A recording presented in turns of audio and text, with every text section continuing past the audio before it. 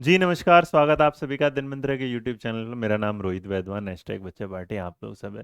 तो देखिए CTET normalisation अब किस आधार पर होगा, इसका एक आइडिया मैं आपको बता देता हूँ कैसे होगा। क्योंकि फिलहाल आप लोगों के पास एक चीज़ है जो रिस्पॉन्स की आ चुकी है, और रिस्पॉन्स की देखने के बाद मतलब आप देखेंगे मेरे पास तो इतने सारे के सारे पेपर आ चुके हैं, और उन पेपरों को देखने के बाद किसी ने बच्चे ने जब पेपर नहीं बने थे, मतलब किसी के पास नहीं थे, तो बच्चा अपने एक मेमोरी बेस्ड हमें सवाल भेजता था। उस आधार पर देखा गया कि किस तरीके से कभी पेपर आसान आया, कभी मुश्किल आया, कभी। और जब अभी अगर आप देखेंगे तो मैंने आज 2 पेपर सोल्व करा है, उस पेपर को देखने के बाद भी आपने देखा किस तरह।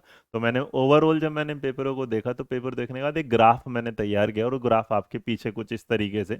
तो हमने ये 16 तारीख से लेके 21 तारीख तक जो कुल मिलाकर हुए थे हमारे कितने 42 शिफ्ट हुई थी। पेपर 1 पेपर 2 को मैंने दोनों को इंक्लूड करके लेके चला। तो यहाँ ना एक एरिया ऐसा रहा कि अगर जो बाद में 17 वाला पेपर हुआ उसका एक लेवल बढ़ा, 21 वाले पेपर के साथ कंफ्यूजन ये आई कि 21 वाले में हिंदी में जो पैराग्राफ थे वो पैराग्राफ कुछ और था, सवाल कुछ और था, और उसके बाद कुछ इस तरीके से आपके सामने बनता रहा। तो 16 तारीख का जो पेपर था जो एक शिफ्ट में हुआ, फिर उसके बाद 20 21, तो आप ये जो ग्राफ देख रहे हैं एक अंदाजा मैं आपको बता रहा हूँ कि किस में टाइम पेपर का लेवल हल्का था, मुश्किल था, ये वाला। तो कोई पेपर बिल्कुल हल्का है, लेकिन अगर आप ओवरऑल देखेंगे तो ओवरऑल देखेंगे तो इसमें से मैं आपको ये चीज बताना चाहता हूँ जो आपके सोचने की होगी और आप समझेंगे भी। तो ये जो आप देखेंगे तो ओवरऑल लगभग लगभग जो पेपर थे वो सारे क्या थे, सेम ही थे, अगर पिछले पहले पेपरों को छोड़ दिया जाए उसके बाद। तो यहाँ अब आपके साथ नॉर्मलाइजेशन क्या होगा। तो नॉर्मलाइजेशन को अगर आप समझेंगे तो इसका एक बेसिक तरीका मैं आपको कुछ समझाता हूँ, और इस तरह आप समझ जाएंगे। वैसे आप समझ के भी क्या करेंगे, ये तो कोई फायदा होगा कि नहीं मैं बताऊं, क्योंकि रिजल्ट जो तैयार होगा उसमें आप कुछ नहीं कर पाएंगे। जो आप करके आए हैं उसी आधार पर बस आप एक अंदाजा लगा सकते हैं फिलहाल कि आपके जो नंबर है वो कितना ऊपर नीचे अगर जाएंगे। तो देखिएगा आप 10 से 12 शिफ्ट ना लेके मैं आपको सिर्फ सिंपल समझा दूं, तो अगर सब कुछ एवरेज लेवल मतलब ओवरऑल सबका सेम था, तो मान लीजिएगा एक शिफ्ट एक थी या एक दिन का पेपर, शिफ्ट 1 ले लेते हैं इसको। इसको जो नाम ले लेते हैं हम, क्या ले लेते हैं, शिफ्ट 1। ठीक है जी। और इसको हम दे देते हैं शिफ्ट 2, इसको दे देते हैं शिफ्ट 3, और इसको दे देते हैं शिफ्ट 4। तो ओवरऑल एक लगाया गया कि भाई सारे उसमें ना बच्चों का क्या रहा रिजल्ट। तो क्या हुआ कि हमने एक बनाया कि हमें एक 4 टाइप से रिजल्ट बन के मिला, और 4 टाइप से रिजल्ट बन गया। जो शिफ्ट 1 टाइप का एक पेपर था, मतलब हमने जब इसको देखा तो इस पेपर में हमने ये वाली बात पाई यहाँ पर कि यहाँ पर जो चीजें थी शिफ्ट 1 में, तो यहाँ जो स्कोर आ रहा था वो आ रहा था 123 के आसपास। और दूसरी एक शिफ्ट देख रहे थे, वहां पर जो एवरेज आ रहा था वो स्कोर आ रहा था कितना कितना 118 के हिसाब से। एक शिफ्ट आई हमारे सामने ये वाली, इसका मतलब यहाँ पर जो होगा तो यहाँ पर स्कोर मिला 133 वाला। और एक शिफ्ट आई यहाँ पर, क्या हुआ कि मान लीजिएगा यहाँ पर जो एवरेज आया वो 100+, क्योंकि किसी का भी इतना तय है कि इतने उसमें ना वो 90 के एवरेज के आसपास नहीं आएगा, वो जो भी आएगा बिल्कुल क्या है, अलग अलग। अब होगा क्या कि इसमें ये देखा जाएगा कि इसका मतलब ये मान लिया जाएगा कि जो शिफ्ट 3 वाले बच्चे जिनके 133 नंबर हैं उनका पेपर सबसे क्या आया है, इजी आया है। क्या आया है, इजी। और ये माना जाएगा कि जिसका स्कोर 100 नंबर आया है, इसका मतलब वहां पर जो है वो बिल्कुल क्या है, डिफिकल्ट है। तो इसका मतलब एक बात तो तय है कि इस शिफ्ट का कोई भी नॉर्मलाइजेशन में नंबर नहीं बढ़ेगा। इसके सिर्फ और सिर्फ चांसेस हो सकते हैं नंबर घटने के। लेकिन किसके घटने के नंबर के चांसेस नहीं होंगे, इनके। इसका मतलब इनके रहेंगे कि इनका नंबर बढ़ेगा।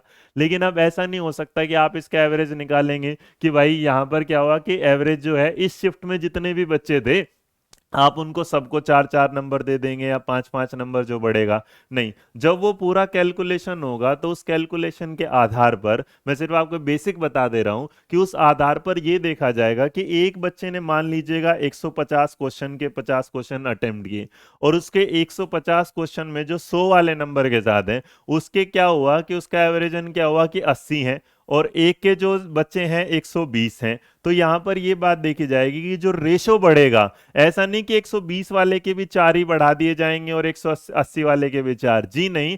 फिर यहां पर जो नॉर्मलाइजेशन देखा वो परसेंटेज देखेगा कि यार इसका जो परसेंटेज है करेक्ट वाला वो क्या है, कम है, लेकिन इसके जो सही वाला करेक्शन का है वो क्या है, ज्यादा है। तो इसका मतलब जिसका रेट ऑफ करेक्शन ज्यादा होगा उसे नंबर भी क्या होगा, ज्यादा मिलेगा, और जिसका रेट ऑफ करेक्शन कम होगा उसका मतलब उसे नंबर भी क्या मिलेंगे, कम। तो वो परसेंटेज का रेशियो जो डिफाइन करेगा वो कौन करेगा डिफाइन? आपका सीटेट। लेकिन अगर आप मुझसे पूछेंगे तो यहाँ नॉर्मलाइजेशन के होने के चांसेस कितने कितने हैं, तो मैं आपसे सिर्फ एक ही बात बोलूंगा कि जब, क्योंकि सारे पेपर को जिस तरीके से देखिएगा, मेरे आधार पर मैंने अपना बिल्कुल कैलकुलेशन करके देखा कितना, तो इसका मतलब यहाँ जो ये जो स्कोर ये है ना, ये वाला ये, तो यहाँ जी 20 21 22 वाला इनका, क्योंकि पेपर का जो लेवल था यहाँ पर क्या था ज्यादा और यहाँ पर था क्या कम, तो इसका मतलब जो नंबर मिलने के चांसेस होंगे वो याद रखिएगा उनको मिलेंगे जिनका नंबर डिफिकल्ट एग्जाम में आया। किस में आया? डिफिकल्ट वाले में।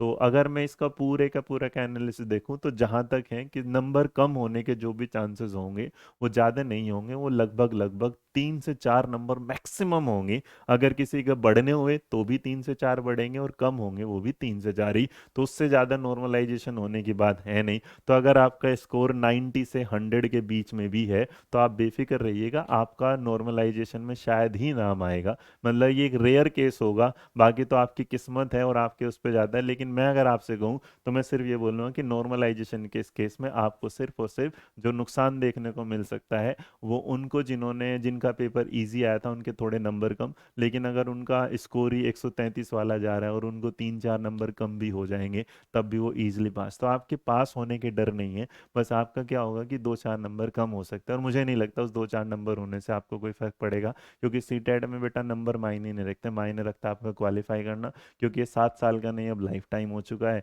तो इसलिए थोड़ा घबराइएगा मत। अब अगर आप अपनी आंसर की अब आ जाएगी, जहाँ तक मुझे लगता है कि आंसर की आ जाएगी 26 27 या 28 तारीख तक आंसर की आ जाएगी, और हो सकता है कि फरवरी के पहले हफ्ते में, जैसा मैं पहले बताऊँ 8 तारीख तक जो बताया गया था उसके आजू बाजू से पहले पहले आपको रिजल्ट भी देखने को मिल जाएगा। तो खुश रहिए, मुस्कुराते रहिएगा, और नॉर्मलाइजेशन का डर अपने दिमाग से बिल्कुल क्या है निकाल दीजिएगा, क्योंकि आप इसके डर से जाएंगे तो आप नींद या खराब करेंगे अपने, ठीक है। बाकी जो ही ज़्यादा फर्क नहीं, 3 से 4 नंबर का डिफरेंस आएगा, उससे ज़्यादा डिफरेंस नहीं आना अगर आप इस पूरी कैलकुलेशन को करके देखते हैं। तो खुश रहिए, मुस्कुराते रहिएगा, ध्यान रखिए अपना। जय हिंद, जय भारत, नमस्कार। मेरा नाम रोहित वैद्वान, आप हैं अध्ययन मंत्र। Thank you. और सभी को ढेर सारी शुभकामनाएं 73वें गणतंत्र दिवस की। आप बस ऐसे देश का नाम रोशन करते रहिए और एक बढ़िया टीचर बनकर इस नाम को और आगे बढ़ाएं। Thank you so much.